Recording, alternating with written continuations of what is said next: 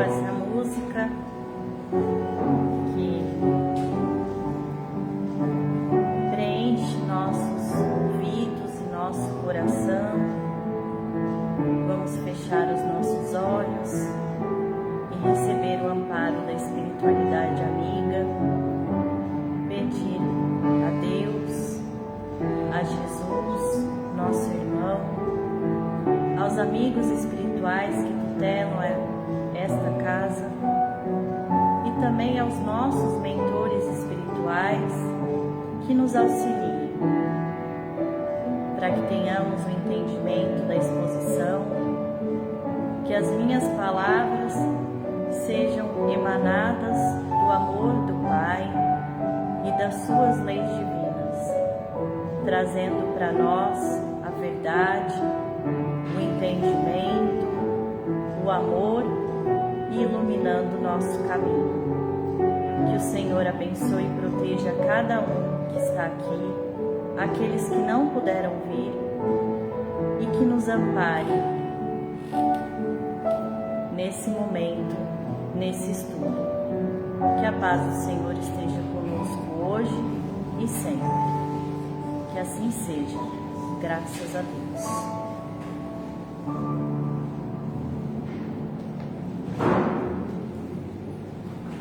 Bom, o estudo de hoje é do livro Palavras da Vida Eterna, do Chico pelo Emmanuel, é o capítulo 23 e fala sobre adoração e fraternidade.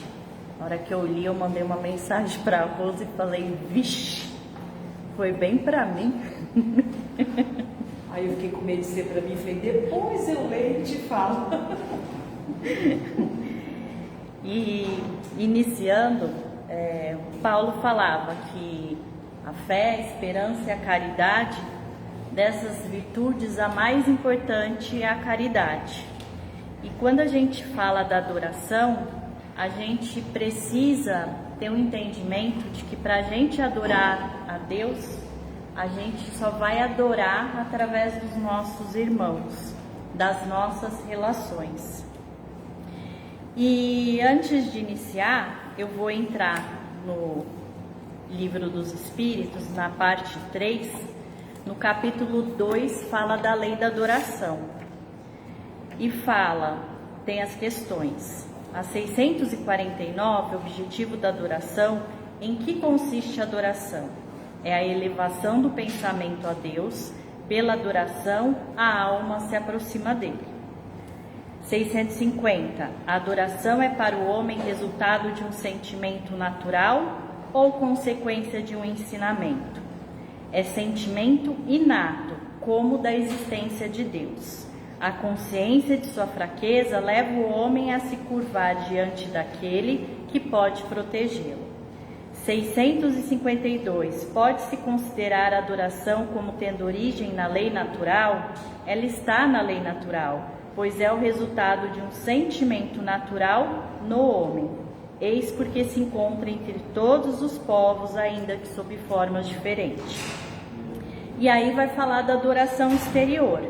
Na questão 653 é perguntado: a adoração tem necessidade de manifestações exteriores?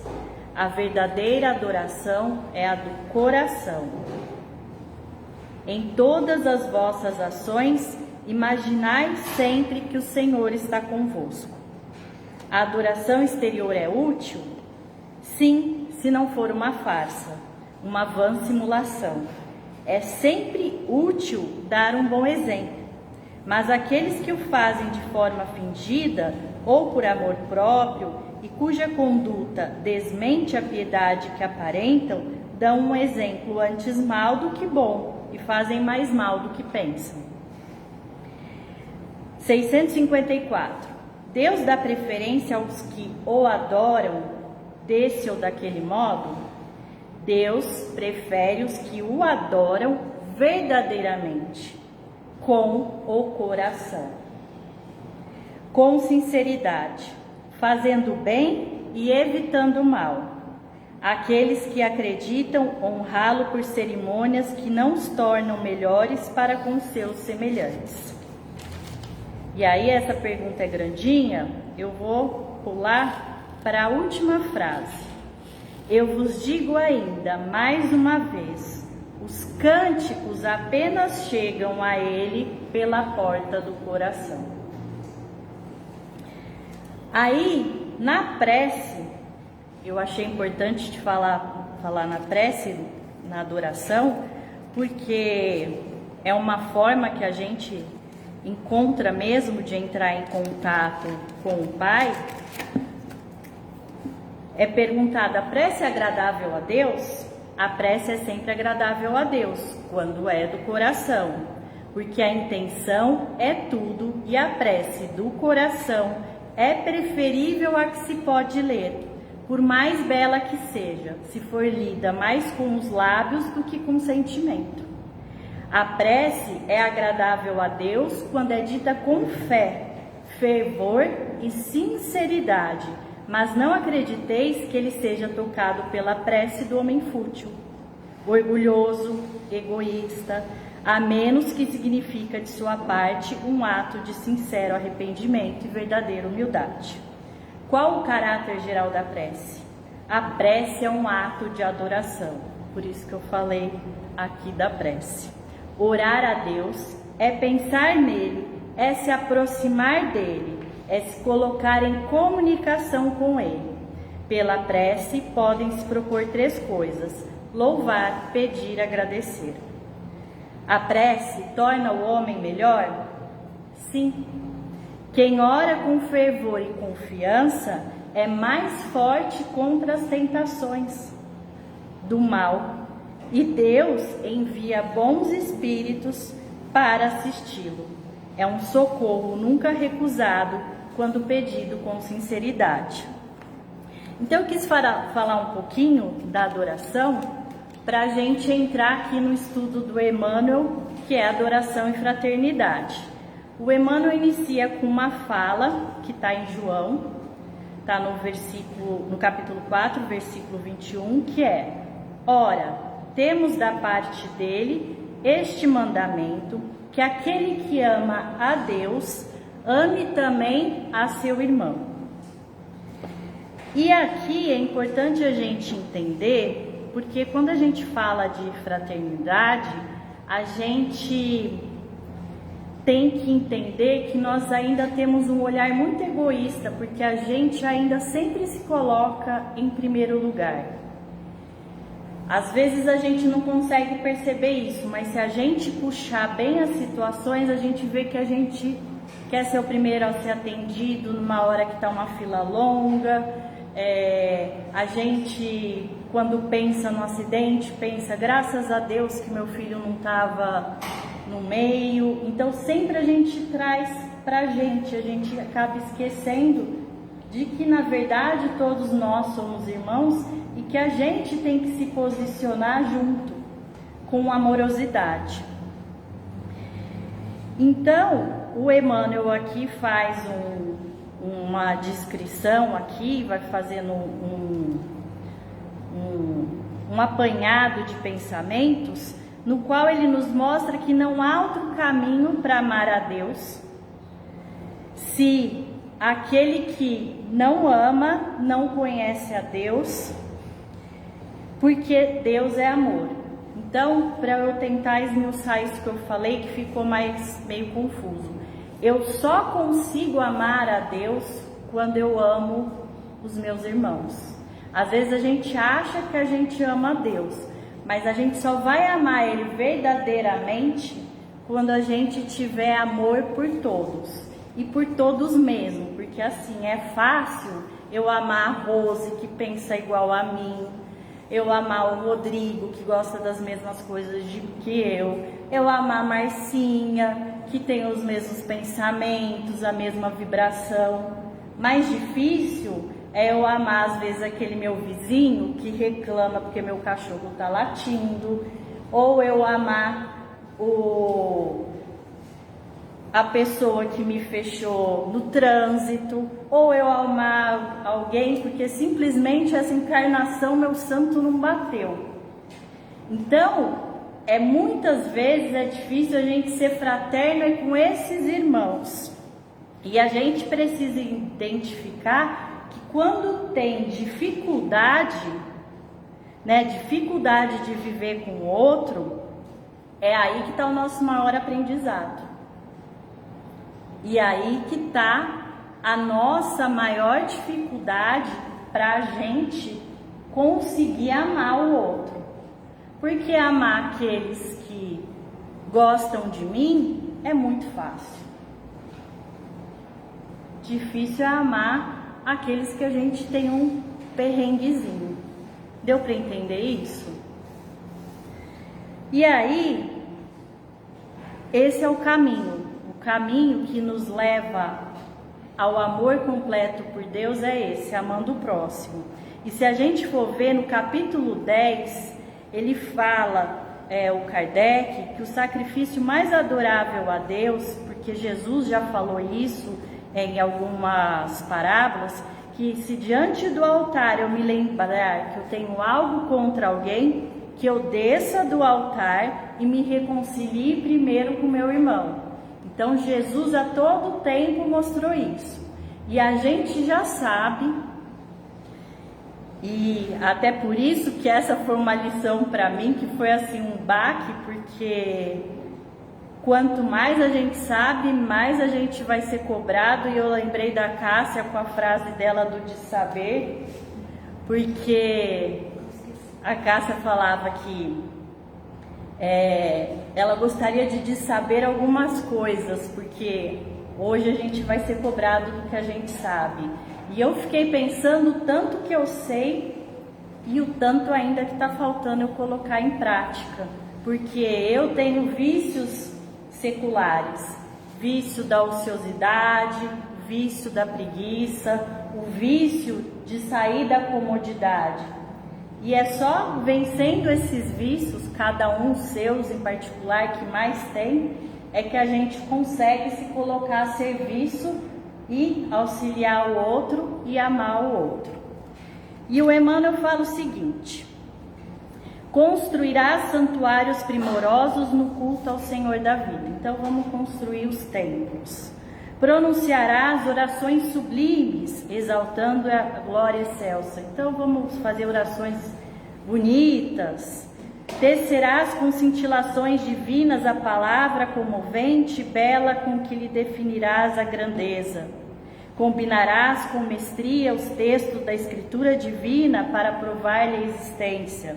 Exibirás dons mediúnicos dos mais excelentes, de modo a falares dele com eficiência e segurança às criaturas irmãs. Então foi bem para gente mesmo, para mim. Escreverás livros admiráveis, comentando-lhe a sabedoria. Comporás poemas preciosos, tentando ornamentar-lhe a magnificência. Clamarás por ele em súplicas ardentes, revelando confiança e fidelidade. Adorá-lo-ás com tua prece, com a tua arte, com o teu carinho e com a tua inteligência. Então aqui está falando de adoração exterior. E aí a gente precisa lembrar um pouquinho da importância de manter a nossa vibração, que foi num estudo aí que a gente fez do Vibrando, que a todo momento a gente tem que se policiar, porque a todo tempo a gente precisa ter uma vibração elevada, porque para fazer coisas divinas, e não estou falando de coisas grandiosas, porque muitas vezes as coisas divinas são pequenas. É auxiliar o outro ali que está em sofrimento, dar a mão para alguém que está precisando, ombrear, enxugar a lágrima do outro. Para a gente fazer essas coisas divinas, a gente precisa elevar a vibração. E aí a gente tem que vigiar, orar, mas a gente não pode esquecer de trabalhar, que é auxiliando o outro. E aí o Emmanuel fala, depois dele falar todos aqueles exemplos ali de adoração? Adoração exterior, ele fala: contudo, se não amas a teu irmão, por amor a ele, Pai amoroso e justo, de que te vale o culto filial, estéril e egoísta? Tá, já deu a primeira na gente, né? Então, olha como é importante isso que ele está falando, porque ele fala: não adianta você saber tudo, falar tudo, e até lembrei daquela cena que Jesus falava que estava lá os saduceus, e um estava orando e falava: obrigado, Senhor, graças a Deus eu não sou igual ao outro, e o outro falava assim, esse aqui, meu do que estava do lado. E aí o outro que estava ali do lado dele, que eram os saduceus e os... Não, também. O outro que estava ao lado dele, ele falava: perdão, Senhor, pelos meus erros. Então aquele lá era muito mais bem vista a oração dele, porque ele conseguia ver os erros que ele tinha. Então é isso que a gente precisa, né, entender, porque aqui é uma crítica justamente à exteriorização que a gente muitas vezes tem dessa adoração, mas a gente acaba esquecendo de pôr em prática, né? Sai aqui do centro e já esqueceu. Um simples pai de família, olha esse exemplo que o Emmanuel dá. No campo da humanidade imperfeita, ou seja, um pai de família com os filhos, alegra-se e dilata-se nos filhos que, compreendendo a dedicação, se empenham no engrandecimento da própria casa através do amparo constante aos irmãos menos felizes. Então olha isso, um pai, ele quer ver o quê? Que os filhos se deem bem. Então imagina o nosso pai, ele quer que todos nós também nos demos bem. Incontestavelmente, a lealdade de tua fé representa o perfume de alegria nas tuas relações com o Eterno Senhor. Mas não esqueças que o teu incessante serviço na plantação e extensão do bem é a única maneira pela qual podemos realmente servi-lo.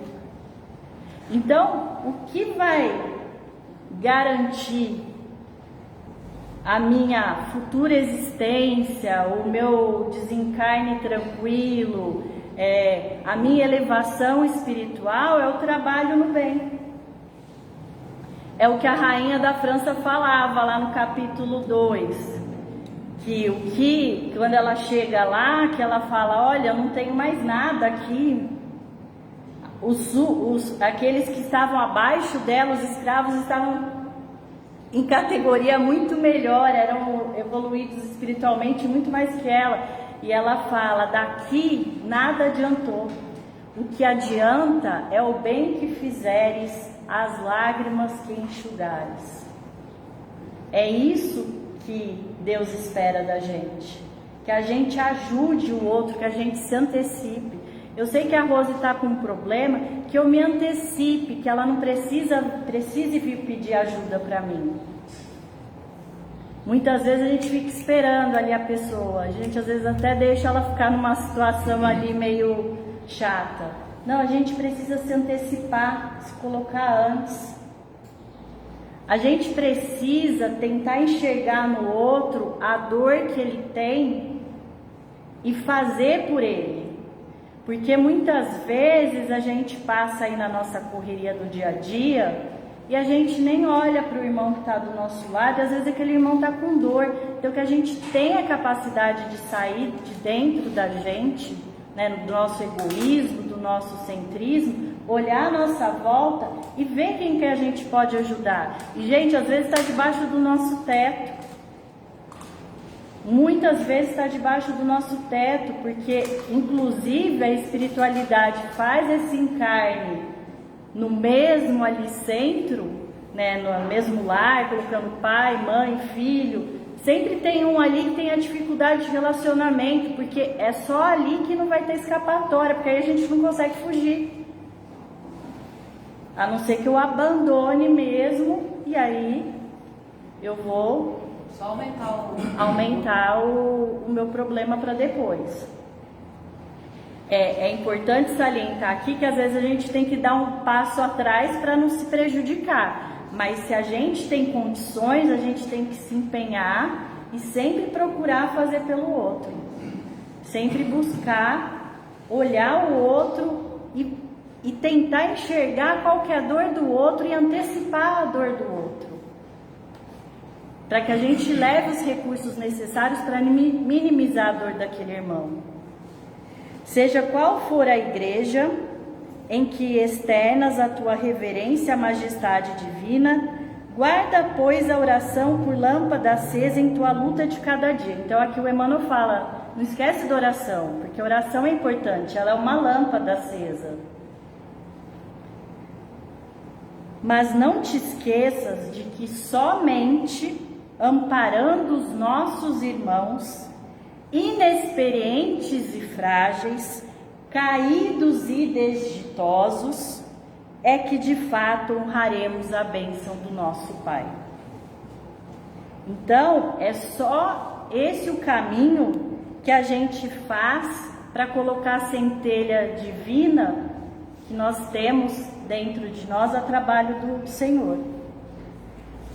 Eu lembrei, na hora que eu estava fazendo esse estudo, daquele filme que eu passei aqui uma vez, do menininho que está com a mãe e fala, mãe, e ele arruma a lancheirinha dele e fala, mãe, eu vou encontrar Deus. E aí ele coloca 2 lanches, coloca 2 suquinhos, né, Rose? E aí ele sai, ele vai pro parque, ele vê uma senhora que era uma mendiga e ele senta lá do lado dela. E aí ele começa a conversar com ela, ele divide o lanche, ele abre o suco com ela, os 2 brindam e eles dão gargalhadas e ele vai embora e ela também. E aí quando ele chega em casa, a mãe pergunta, filho, e aí, você encontrou Deus? Ele falou assim, encontrei, mãe, ela é linda, ela tem um sorriso lindo e ela é mulher. Aí mostra outra versão, ela chegando lá e sentando ao lado, né, da companheira lá, que também passava por dificuldades, e ela chega rindo, ela fala, onde você estava esse tempo todo? Ela falou assim, você não sabe, eu encontrei Deus, ele tem um sorriso lindo. Olha, e é um menino. Então, na hora eu fiquei pensando nisso, porque a gente esquece muito que muitas vezes a gente é instrumento de Deus. Às vezes o outro está precisando daquela palavra, daquele carinho.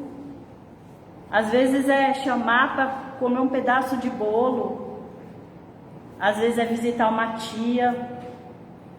Então que a gente consiga antecipar e fazer pelo outro. No capítulo 11 do livro O Evangelho segundo o Espiritismo, tem o capítulo Amar ao Próximo como a Si Mesmo. E aqui tem, quem quiser se aprofundar, tem muita coisa, mas eu vou ler algumas coisinhas aqui para trazer para vocês, porque fala assim, que Lázaro fala sobre a lei de amor. Ele fala que o amor resume toda a doutrina de Jesus, porque é o sentimento por excelência, os sentimentos são os instintos elevados à altura do progresso realizado. No seu ponto de partida, o homem só tem instintos, mais avançado e corrompido só tem sensações, mas instruído e purificado tem sentimentos. Então a gente está nessa graduação para ter sentimentos, e o amor é o requinte do sentimento. Fala o seguinte também, o espírito deve ser cultivado como um campo, toda a riqueza futura depende do trabalho atual. Então, a gente precisa mesmo orar, vigiar e trabalhar. E mais que os bens terrenos, ele vos conduzirá à gloriosa elevação. Então, eles frisam mais uma vez que o que vai nos auxiliar vai ser o bem que a gente faz para o outro. Será então que, compreendendo a lei do amor que une a todos os seres, nela buscarei os suaves prazeres da alma, que são prelúdio das alegrias celestes. Depois, no Fénelon, ele fala: não façais aos outros o que não quereis que os outros vos façam, mas fazei, pelo contrário, todo o bem que puderes. Para praticar a lei do amor como Deus a quer, é necessário que chegueis a amar pouco a pouco e indistintamente a todos os vossos irmãos. Então, isso nos mostra que é a todos mesmo. Inclusive, no final do capítulo aqui, tem uma parte que fala a caridade com os criminosos. E fala da importância da gente rezar por esses irmãos, que isso também é uma caridade. Porque até esses irmãos, fala que Deus permite que os grandes criminosos estejam entre nós para nos servirem de ensinamento. E daí a importância da gente sempre orar por eles, porque quando a gente ora por eles, a gente dá uma assistência espiritual durante os instantes e que ele ainda deve permanecer na terra, muitas vezes auxiliando para que seus corações sejam tocados. E muitas vezes a gente julga o outro e fala: eu não vou ajudar porque esse aí já errou tanto. Então a gente sempre também está nessa posição: eu vou ser fraterno, mas com aquele eu não vou ser porque eu já ajudei demais. Então a gente acredita que a gente tem a capacidade de julgar, sendo que Jesus falou 70 vezes 7, perdoe 70 vezes 7. Mas muitas vezes a gente coloca certas imposições, e é isso que o Emmanuel vem falar, que a gente precisa aproveitar essas oportunidades e fazer delas alavancas para a nossa evolução espiritual. Tem um livro do Emmanuel que chama Paciência, e ele fala das oportunidades, e ele fala o seguinte: as oportunidades são riquezas potenciais da alma no bojo do tempo. Ei-las que nos procuram diariamente, chamando-nos através de situações e pessoas para que nos manifestemos na edificação do bem aos outros, que resultará sempre em parcelas de felicidade em nosso favor. Vigia-lhes a presença, a fim de aproveitá-las, tanto quanto puderes. O espírito da caridade nos pede semelhante atitude, considerando-nos a tranquilidade própria. Observa e verificaremos que os convites dessa natureza repontam incessantemente do caminho, embora nem sempre consigamos percebê-los. Eu lembrei daqui de Pedro, porque tem uma história do irmão X que Pedro pede para Jesus mandar trabalho para ele. E aí chegam lá 3 pessoas batendo na porta do Pedro e ele bota os 3 para correr, né, Rosa? E aí depois Pedro chega para Jesus e fala: poxa, Jesus, mas eu pedi para o senhor me dar trabalho. Ele falou: Pedro, mas eu te mandei 3, você mandou embora os 3 escorraçados. E aí o Pedro fala: meu Deus, eu fiz isso mesmo. Então ele julgou que aqueles irmãos não tinham merecimento do seu auxílio e botou eles para ir embora. E só aí ele percebeu as oportunidades que ele estava perdendo. Aí fala: é o irmão irritadiço que nos dirige determinada frase imprudente e infeliz. Por isso que eu falei, são esses aqui que a gente precisa ajudar e que são os mais difíceis. Você me mandou essa lição. Mandei. E aí depois eu até te mandei em áudio. Porque esses a gente emperra, porque a gente não olha para eles como irmãos, a gente olha como adversário. Sim. Então os que nos irritam, os que não pensam igual. Então como que a gente vai conseguir desenvolver um sentimento fraterno se a gente já olha para aquele que nos desacomoda como: não é meu adversário. Parece que a gente não quer abraçar, parece que a gente quer combater. Então, essa e a gente já julga, né? Isso. A gente julga, né? Exatamente, essa é a dificuldade da gente desenvolver esse amor fraterno para com todos, que nem com os criminosos, né?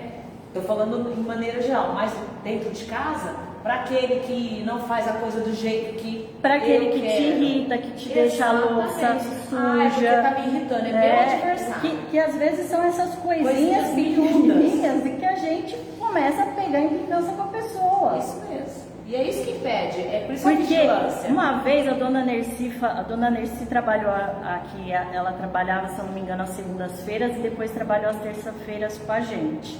E a dona Nerci falou uma coisa que eu nunca tinha parado para pensar. Ela estava falando sobre vinganças e inimigos e ela comentou assim, que antes os nossos inimigos eram aqueles que a gente chamava para duelar. Ah, Andréia, você mexeu comigo, então vamos, a esgrima ao pôr do sol. Era assim.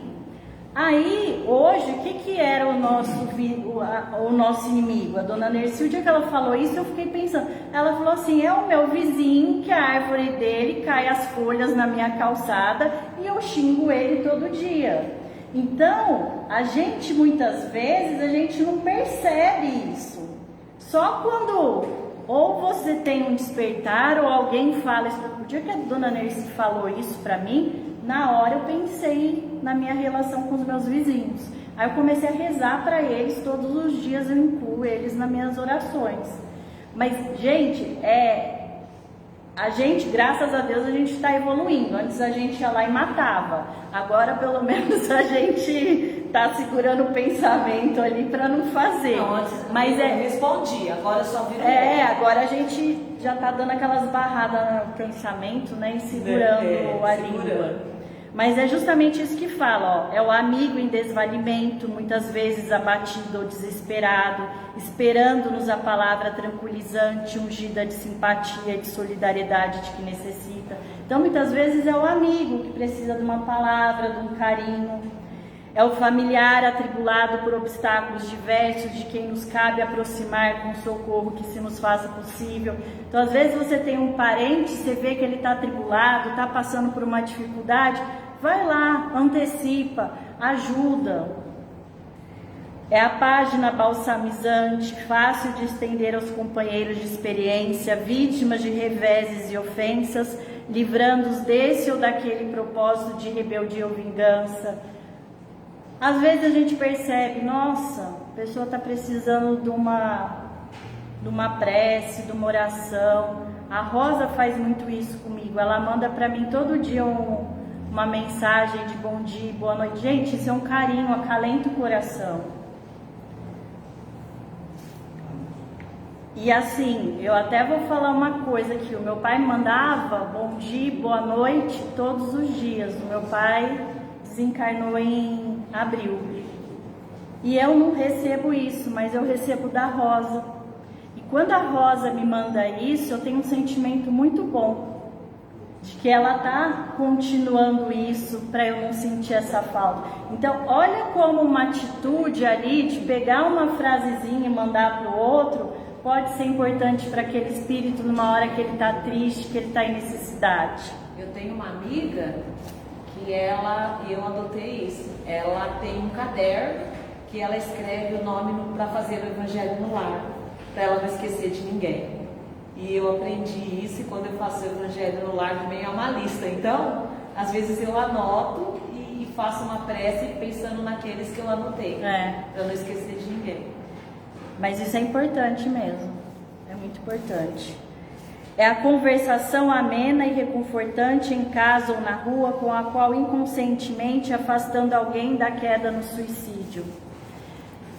Não só afastando alguém na queda no suicídio, mas às vezes a gente precisa desacelerar um pouco porque a gente vive nessa correria e a gente precisa viver os nossos momentos verdadeiramente. Essa semana eu tive uma experiência porque eu fui viajar com uma amiga e com a filhinha dela. E eu me propus na hora que eu estava saindo de não me preocupar com o tempo. Então a hora que ela ficava apressada eu falava para ela, Ju, calma, tá tudo bem, a gente vai chegar, vai estar cedo no lugar, vamos fazer com calma, vamos dar o tempo da criança. E eu fiz tudo aquilo e foi assim... Foi muito bom para mim, porque eu que estava precisando daquilo, não era ela. eu fiz tentando ajudá-la, mas era eu que estava precisando fazer isso. Curtir cada momento, fazer as coisas com amorosidade, com vagarosidade, porque muitas vezes a gente atropela ao mesmo tempo. E isso é importante para a gente. Fala aqui do auxílio discreto ao amigo. Ele fala assim: há sempre alguém naufragando no mar das dificuldades humanas. Alonga o próprio olhar e identificarás as oportunidades de servir que se destacam à mostra. Não espere que o próximo te solicite cooperação. Colabora voluntariamente na certeza de que estarás realizando valiosas sementeiras de trabalho e de amor na construção do futuro. Lembrando, gente, que quando a gente socorre o outro, a gente também é socorrido. Então, às vezes, a gente está socorrendo um que está naufragando e Deus manda a boia para a gente também sair. Oportunidades, aflições, lutas e provas, o tempo faz o desfile delas para que as reconheçamos. Ergue-te cada dia, faze o melhor ao teu alcance, trabalha e serve. Hoje alguém nos deixa ver as tribulações que se lhe fazem precisas ao aprimoramento espiritual, de modo a que possamos doar por nós mesmos algo de útil. Lembrando que quando a gente está ajudando o outro, é uma oportunidade de auxiliar, porque nós temos débito na anterioridade com aquele espírito. Então, por isso a gente está sendo ajudado se a gente for pensar duas vezes, porque a gente está fazendo um bem para a gente e está quitando débito. Amanhã, porém, é possível seja para nós o dia da necessidade de receber. E aí ele termina falando: não te pese entregar a quem sofre a migalha do auxílio. Teve um outro texto que a gente já estudou, acho que foi no migalha que falava da migalha do bem. Então, a migalha do auxílio, porque é isso que a gente tem que entender, que às vezes não são grandiosidades, mas são coisas pequenas mesmo, que vão fazer a diferença no outro. E se cada um fizer um pouquinho, é assim que o nosso mundo vai ficar melhor. A migalha do auxílio, da qual possas dispor, uma vez que a beneficência perante a bondade eterna é simples dever nosso na jornada do bem para a união de todas as criaturas na abastança sem fim. Era isso que eu queria trazer para vocês hoje. Estendi um pouquinho, mas eu achei que era importante mesmo fazer essas ressalvas aí, porque muitas vezes a gente passa no dia a dia e a gente esquece de ver o que a gente fez e não fez. Por isso é bom fazer que nem Santo Agostinho: vai deitar, pensa como foi seu dia, o que você podia ter feito de melhor, o que você fez de bem, que a gente também precisa valorizar o que a gente faz de bem, e que a gente tenha a condição de auxiliar o outro, que a gente sempre aproveite essas oportunidades e dê a nossa migalhinha, porque às vezes, gente, é a migalha que o outro está precisando, tá bom?